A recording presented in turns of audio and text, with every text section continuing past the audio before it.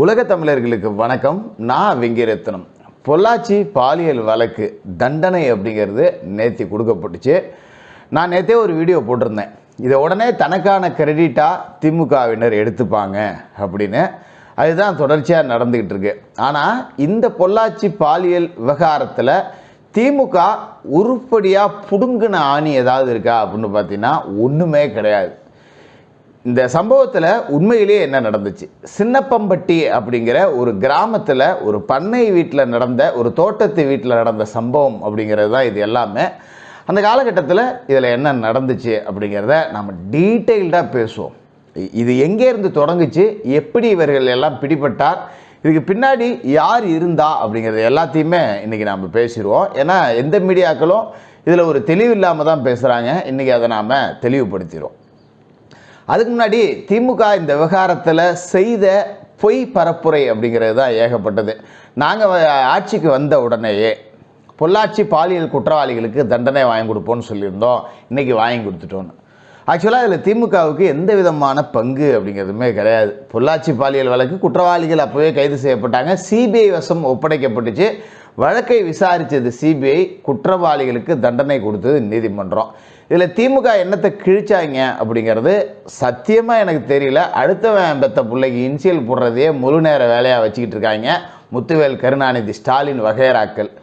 இன்றைக்கி கூட பார்த்தீங்கன்னா ஒரு பயங்கரமான பித்தலாட்டக்காரனுங்க.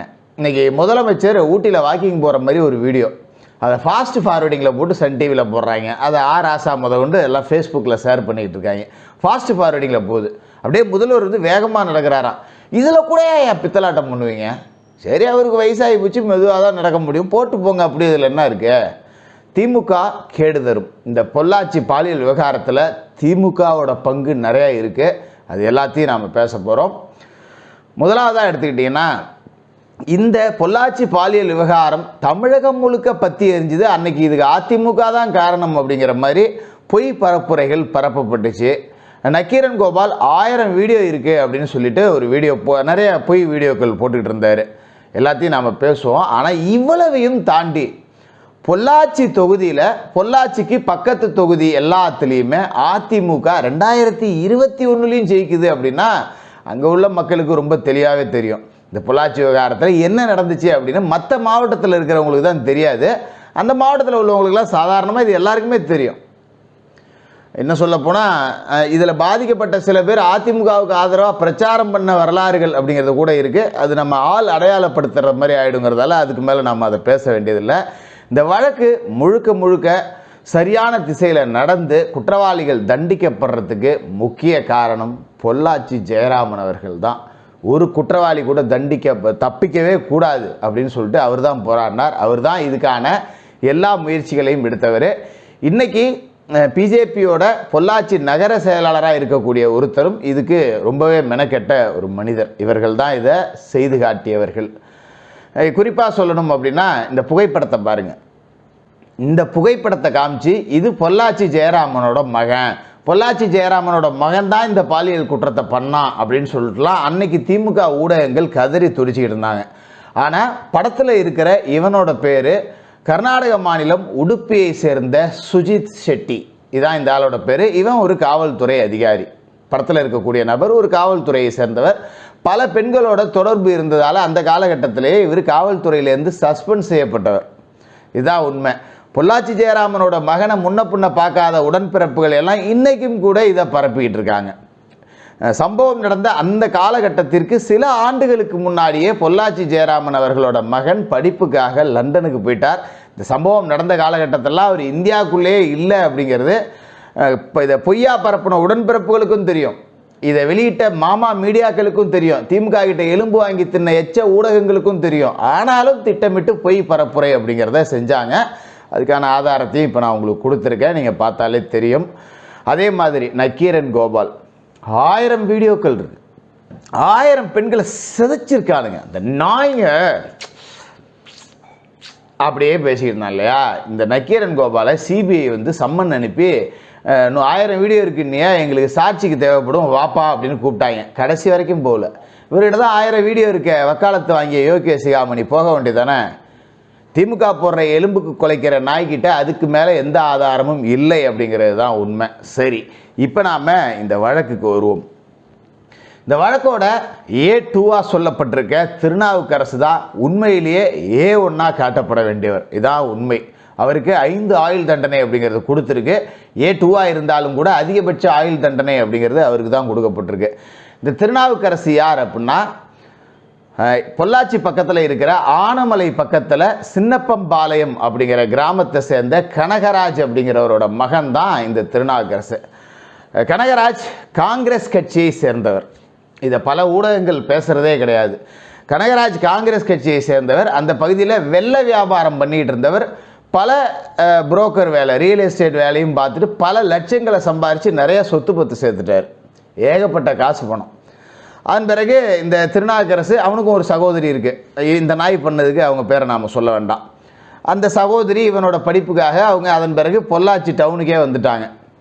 பொள்ளாச்சிக்கு டவுனுக்கு வந்த பிறகு இவங்க அந்த சின்னப்பம்பாளையத்தில் இருக்கிற அந்த தோட்ட வீட்டுக்கு போகிறதே கிடையாது. ஊருக்கு ஒதுக்குப்புறமாக இருக்கக்கூடிய ஒரு தோட்ட வீடு. ஆரம்ப காலகட்டத்தில் இவங்க அந்த வெல்லம் வாங்கி வெல்லம் காய்ச்சி அதை சர்க்கரை, நாட்டு சர்க்கரையாக தயாரித்து அந்த குடிசை, அந்த வீடு எல்லாம் ஒன்றா இருந்தது. அந்த பகுதி யாரும் போகாமல் இருந்ததால் திருநாவுக்கரசு அப்பப்போ நண்பர்களோட போய் தண்ணி அடிக்கிறதுக்கு அதை பயன்படுத்திக்கிட்டு இருந்திருக்கான். இந்த காலகட்டத்தில் திருநாவுக்கரசுக்கு கொஞ்சம் பணம், தந்தையோட பணம் கையில் கொடுக்கப்பட்டதால் நிறையா ஃபைனான்ஸ் தொழிலெலாம் ஈடுபட்டுக்கிட்டு இருக்கான். அந்த பகுதியில் நிறையா ஃபைனான்ஸ் கொடுத்து வாங்குறது, டெய்லி ஃபைனான்ஸு, வார ஃபைனான்ஸு, மாத வட்டிக்கு இதெல்லாம் கொடுத்து வாங்கல் போகல் இப்படியே நடந்துக்கிட்டு இருந்தது. இந்த சூழலில் திருநாவுக்கரசுக்கு திருமணம் அப்படிங்கிறதும் நடந்து முடிஞ்சுது. ஆனால் சில மாதங்களுக்குள்ளேயே திருமண வாழ்க்கை அப்படிங்கிறதுல முறிவு ஏற்பட்டு மனைவி இவரை விட்டு பிரிஞ்சு போயிட்டாங்க. இதுக்கு முக்கிய காரணம் பொள்ளாச்சியில் இருக்கக்கூடிய ஒரு பெண் மருத்துவரோட திருநாவுக்கரசுக்கு இருந்த திருமணம் கடந்த உறவு. திராவிட மாடலில் நாம் கள்ள உறவுன்னு சொல்லுவோம், அவங்க திருமணம் கடந்த உறவு அப்படின்னு சொல்லுவாங்க. அவர்களோட பேரையும் கூட நாம் சொல்ல போகிறதில்ல. பொள்ளாச்சியில் இருக்கிற ஒரு மருத்துவர் கூட இவனுக்கான கள்ள தொடர்பு அப்படிங்கிறது இருந்ததால் அது மனைவிக்கு தெரிஞ்சு அவங்க பிரிஞ்சு போயிட்டாங்க. இவனோட மன வாழ்க்கையில் முறிவு அப்படிங்கிறது ஏற்பட்டுருச்சு. இதே காலகட்டத்தில் இவன் கூட ஃபைனான்ஸுக்கு வட்டி வசூல் பண்ண போக வர இது எல்லாத்துலேயும் இருக்கிற ஒரு நபராக தான் இந்த சவரிராஜன் அப்படிங்கிற ஒருத்தர் இருந்தார். உங்கள் அப்பா சாதாரண ஒரு கட்டிட மேஸ்திரி. கட்டிட மேஸ்திரியோட பையன் திருநாவுக்கரசு கூட போய் ஃபைனான்ஸ் வசூல் பண்ணுறது, போகிறது வர்றது. அங்கே பணம் கொடுக்க முடியாத சில ஏலப்பாளைகள், ரொம்ப அடிமட்ட தொழிலாளர்கள் இருக்காங்கல்ல, அவர்களை வளைச்சி கைக்குள்ளே போட்டுக்கிறது, அவர்களை தன்னோட இச்சைகளுக்கு பயன்படுத்திக்கிறது. இது மாதிரி விரும்பி வந்த பல பெண்கள் சின்னப்பம்பட்டியோட தோட்ட வீட்டுக்கு கூட்டு போய் இரையாக்கப்பட்டார்கள். இதுதான் ஆரம்ப காலகட்டத்தில் இவர்கள் செய்தது. விரும்பி வந்த பல பெண்களை இவர்களுடைய சல்லாபத்திற்காக பயன்படுத்தின இடம் தான் சின்னப்பம்பட்டி தோட்ட வீடு அப்படிங்கிறது. அதன் பிறகு இவங்க என்ன பண்ணியிருக்காங்க அப்படின்னா, இந்த நண்பர்கள் குழு அப்படின்னு ஒன்று ஒன்றா சேர்ந்துருச்சு. காசு பணம் இருக்குல்ல, அப்புறம் திமிரு அப்படிங்கிறது கொஞ்சம் வரதானே செய்யும். அதுக்காக காசு பணம் வச்சுருக்கோம் எல்லாரும் திமிராக இருக்கான்னு அர்த்தம் இல்லை. இந்த மாதிரி சில்லற பசங்களுக்கு, சல்லாப நாய்களுக்கு, ரோட் சைடு ரோமியோக்களுக்கு இந்த மாதிரி எச்சைகளுக்கு இச்சைகள் வந்திருக்கு அப்படின்னு தான் நாம் சொல்லணும். இந்த நேரத்தில் பொள்ளாச்சி நகர் பகுதியை சேர்ந்த ஒரு பெண் இந்த திருநாவுக்கரசோட வேலை செஞ்சுக்கிட்டு இருந்த A1க்கு நல்ல நெருங்கிய நட்பு இருந்திருக்காப்புல. அந்த பெண்ணோட தனிமையில் பேசணும், சும்மா வா அப்படின்னு கூப்பிட்டு நட்பு அடிப்படையில் கூப்பிட்டு காரில் ஏற்றிருக்காங்க. காரில் மீதி ஒரு 4 பேர் ஏறியிருக்கானுங்க. இந்த குற்றச்சாட்டில் இருக்கிற A1 முதல் A4 வரை. எதுக்குப்பா இங்கே கூப்பிட்டு வாரீங்கன்னு கேட்குறப்ப அந்த பெண்ணை கொஞ்சம் அட்டம் டு ஹராஸ்மெண்ட், வேண்டாம் அந்த வார்த்தையோடு நம்ம பயன்படுத்த வேண்டாம், கொஞ்சம் அரைகுறை ஆடையோட புகைப்படம் எடுத்து வச்சுட்டு வீடியோ எடுத்து வச்சுட்டு மிரட்டுறாங்க. அந்த பெண்மணி தான் 2019 பிப்ரவரி 24 தன்னோட வீட்டில் போய் சொல்லி பொள்ளாச்சி கிழக்கு காவல் நிலையத்தில் புகார் அப்படிங்கிறத கொடுத்துருக்கு. இந்த புகாரை தொடர்ந்து தான் நடவடிக்கை அப்படிங்கிறது எடுக்கப்பட்டுச்சு. இதுக்கு இடையில் இது முக்கியமான விஷயம் என்ன அப்படின்னா, இந்த திருநாவுக்கரசுகிட்ட பொள்ளாச்சி பகுதியை சேர்ந்த ஒரு ஹோட்டல் கடை நடத்தக்கூடிய ஒரு நபர் 20 லட்சம் ரூபாய் வட்டிக்கு வாங்கியிருக்கார். ஒரு ஃபாஸ்ட் ஃபுட்டு மாதிரி வச்சுருந்துருக்காங்க. அதை கொஞ்சம் அப்படியே ரெஸ்டாரண்ட் மாதிரி டெவலப் பண்ணுவோம், பேக்கரி எக்கிரியோட டெவலப் பண்ணுவோம்னு சொல்லிட்டு வாங்கியிருக்காங்க. அந்த பணத்தை திரும்ப வசூல் பண்ண முடியல. இந்த பணத்தை வசூல் பண்ண போகிற வேலையை சபரிராஜன் தான் செஞ்சுக்கிட்டு இருந்தார். ஒரு கட்டத்திற்கு மேலே அவர்களால் வட்டி அப்படிங்கிறதும் கொடுக்க முடியல, அசலையும் கொடுக்க முடியல. இந்த பணம் வசூல் பண்ண போகிற காலகட்டத்திலே இந்த சபரிங்கிறவனுக்கு அந்த சம்மந்தப்பட்ட அந்த பணம் வாங்கின நபரோட சகோதரி அறிமுகமாயிருக்காங்க. நல்ல பேச்சு வழக்கில் ஒரு நண்பர் மாதிரி. பணம் வசூல் பண்ண முடியல, என்னடா பண்ணலாம் அப்படின்னு கேட்டதுக்கு, அவன் சகோதரிகிட்ட பேசி நாம் வேறு மாதிரி வசூல் பண்ணுவோம், நான் எப்படியாவது அவளை பேசி தனியாக பேசணுன்னு நம்ம சின்னப்பம்பாளையம் தோட்ட வீட்டுக்கு கூட்டு வரேன் அப்படின்னு சொல்லி அந்த பெண்ணை கூட்டு போய் பயங்கரமான சித்திரவதைகள், பெல்ட்டால் அடிக்காதீங்கன்னா அப்படிங்கிற வார்த்தைகள்லாம் நீங்கள் கேள்விப்பட்டிருப்பீங்க. அந்த மாதிரியான சித்திரவதைகள்லாம் செஞ்சு வீடியோ எடுத்து அதை சம்மந்தப்பட்ட அந்த பெண்ணோட சகோதரனுக்கே அனுப்பி, இவனை இந்த மாதிரி வீடியோ எடுத்து வச்சுருக்கேன், ஒழுங்காக வட்டி பணத்தை கொண்டாந்து கொடுத்துருப்போ அப்படின்னு சொல்லி மிரட்டியிருக்காங்க. இவனும் அந்த நேரத்தில் பணம் கொடுக்க முடியாமல் இவர்கள் கையில் காலில் விழுந்து போய் அந்த பெண்ணை அங்கேருந்து மீட்டிகிட்டு வந்திருக்கான். அதன் பிறகு இவனோட நண்பர்கள் எல்லாம் சேர்ந்து திருநாவுக்கரசையும் இந்த சபரியவும் வச்சு வெளுன்னு வெளுத்திருக்காங்க. இதுதான் நடந்த சம்பவம். அதை தொடர்ந்து இன்னொரு பெண் ஏற்கனவே வழக்கு கொடுத்தாங்க இல்லையா, அந்த வழக்கு அது சார்ந்து இவங்க வந்து திருநாவுக்கரசை பிடிச்சி வெளுத்து காலை உடைச்சிட்டாங்க. திருநாவுக்கரசோட செல்லை பிடிங்கி பார்க்கும்போது தான் பல பெண்கள் இப்படி பாதிக்கப்பட்டிருக்காங்க அப்படிங்கிற செய்தியை இந்த கடன் வாங்கின நபருக்கு தெரிய வந்திருக்கு. இது எல்லாம் சேர்ந்து காவல் நிலையத்துக்கு போயிருக்கு. காவல் நிலையத்துக்கு போகிறதுக்கு முன்னாடியே சில பேர் பஞ்சாயத்து பேசியும் இதை தீர்த்து வச்சுருக்காங்க. திருநாவுக்கரசு அடி வாங்கிட்டான். திருநாவுக்கரசோட ஆளுங்க உடனே வந்து என்ன பண்ணிட்டாங்க, திருநாவுக்கரசு இந்த மாதிரி சில்லற வேலைலாம் பார்த்தான்னு தெரியாத ஒரு நபர், இவர் தான் பார் நாகராஜன் அப்படிங்கிற ஒரு நபர். அவர் திருநாவுக்கரசை அடிச்சுட்டானா, என்ன அவன் கடன் கொடுத்தவனை வந்து கடன் வாங்கினவன் அடிக்கிறதா அப்படின்னு சொல்லிட்டு தான் பாதிக்கப்பட்ட பெண்ணோட சகோதரனை பார் நாகராஜன் அடித்தார். அது ஒரு தனி வழக்காக பதிவு செய்யப்பட்டது. ஆனால் பார் நாகராஜனுக்கும் இந்த பாலியல் விவகாரங்களுக்கு எந்த சம்மந்தமும் கிடையாது, அவருக்கு தெரியவும் தெரியாது.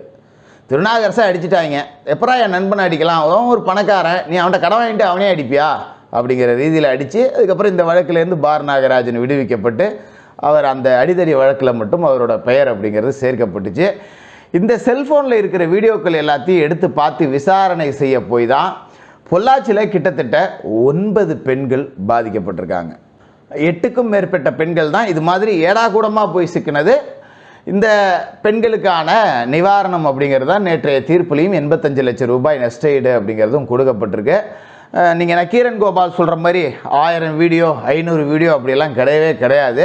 ஏன்னா சாதாரணமாக ஒரு கிராமத்தில் 1000 வீடியோ ஒரு பெண்ணை கூட்டு போய் எடுத்துட முடியுமா அப்படின்னா இல்லை. இது ஒரு 8-9 வீடியோவிலேயே அம்பலத்துக்கு வந்துட்டானுங்க, மாட்டிக்கிட்டானுங்க. இல்லாட்டியும் ஒரு 10 வீடியோவுக்குள்ளே ஒரு கிராம பகுதியில் போய் தொடர்ச்சியெல்லாம் செஞ்சுக்கிட்டு இருந்தால் என்றைக்கா இருந்தாலும் குட்டு வெளிப்பட்டுரும்.